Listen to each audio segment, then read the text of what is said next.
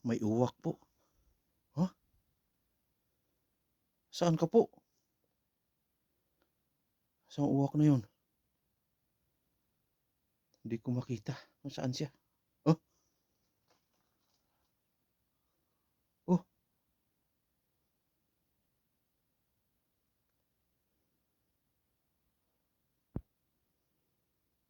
hindi ko siya makita kung saan. Uwak si, uwak tiyak yun.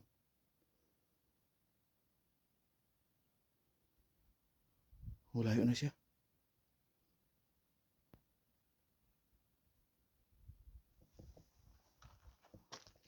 Kaya po, yun, ito po, nag-ano po tayo. Part 2 na po tayo dahil hindi na po talaga umabot sa ano, sa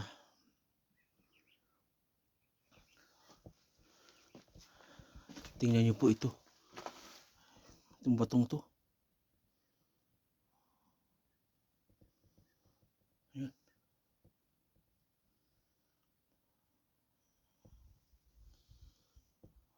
Yan po. Ang batong yan. Ang parting ito, ang ganda. Ito. Oh.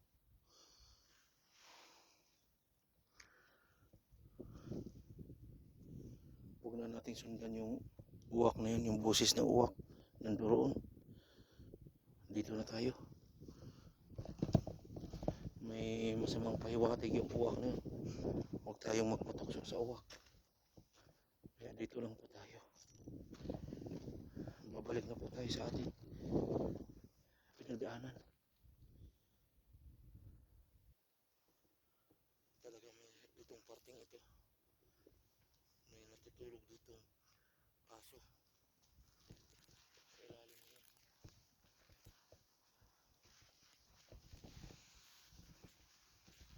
Kaya sa ano, sa oras na ito ay wala sila rito. Naghahanap sila ng makakain. Sandali, sana yung bike natin. Mukhang natumba. Hala.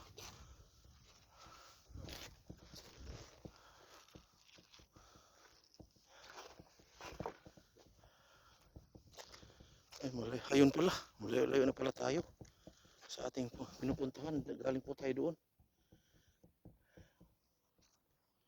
Ayan. Tayo'y magpapaalam na. Mga kaibigan, maraming salamat po sa inyong pagsuporta sa akin. Ako po iligtas na umakyat dyan. Maraming salamat po. At meron po akong alay na pagkain doon. Pagpasensyahan nyo pa. Pagpasensyahan nyo na po. Pagsalo-saluhan na lamang po ninyo. Maraming salamat po. Naway, hindi kayo sumunod. Naway, hindi nyo po ako sundan. Salamat po. Bisitahin din natin ang bato na yan. Malay nyo po, mga minamahal na mga taga-subaybay. Mayroon tayong makitang kakaiba dyan. Dito, dyan sa bato na yan.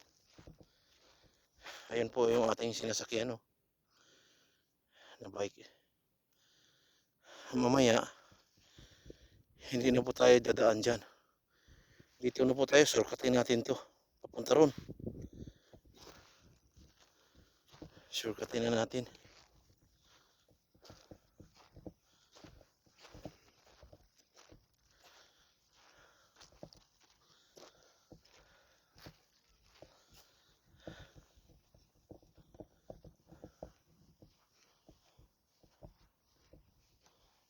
Ang dami talagang pwedeng pagsilungan ng mga aso rito. Kaso yung mga aso ngayon, wala dito. Naghahanap ng makakain. Kaya hindi sila nananatili rito sa lugar na to. At naghahanap sila ng makakain nila. Ayan po ang isang ito. Oh. Napakagandang tingnan. Yan. May puno pa talaga siya. At ito. Ayan. Yan. May talagang may ano. Oh, antigas. May bintana pa talaga. Isang ito, tingnan niyo po. Napakaganda rin po. Talagang meron ding masisilungan ang mga hayop kung sa tuwing umuulan. Kaso po, pababa po siya. Dadaloy po din ang tubig, mababasa din po sila. Mababasa lang yung paa nila pero yung katawan nila hindi mababasa. Napakalayo po ng aking narating. Naway patuloy akong gabayan ng ating Panginoong Diyos sa ating adventure sa araw na ito. Naway yung mga nanonood po, hindi po panoorin niyo po ang bidyong ito. Kayo po ipagpalain sa panonood sa bidyong ito. Yan po, malapit na po tayo sa ating bike. At dito na po tayo dadaan. Shortcut na po tayo dyan. Dadaan po tayo sa bundok na yan, oh.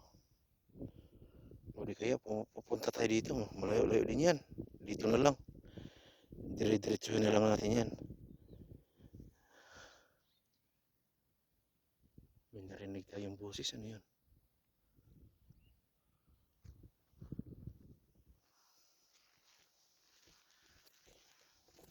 Dito na po tayo sa bike natin.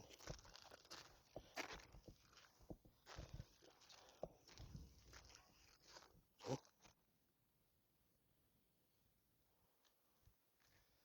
May narinig talaga ako.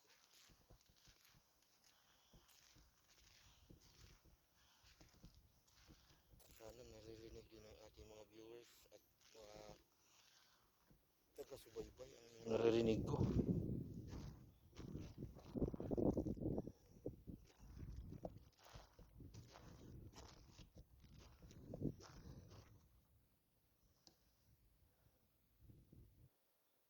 Kaya mag-umpisa na po tayong bababa.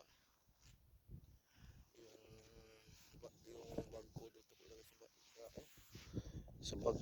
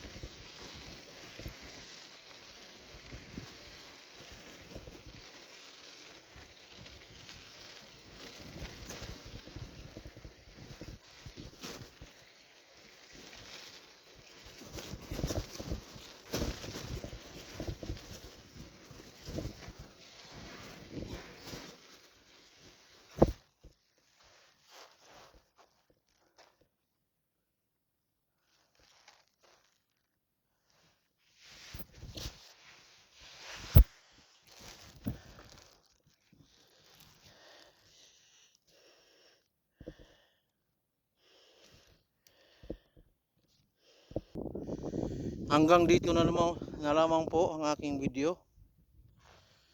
Sana inyo nagustuhan ang video ito. Mag part 3 na naman po tayo pag meron pa po tayong nakikitang kakaiba. Doon po ako galing sa bundok na yun. At hindi na po ako dumaan kung saan po ako nanggaling. Nag-shortcut na naman po ako dito. Dito malapit na po tayo dito.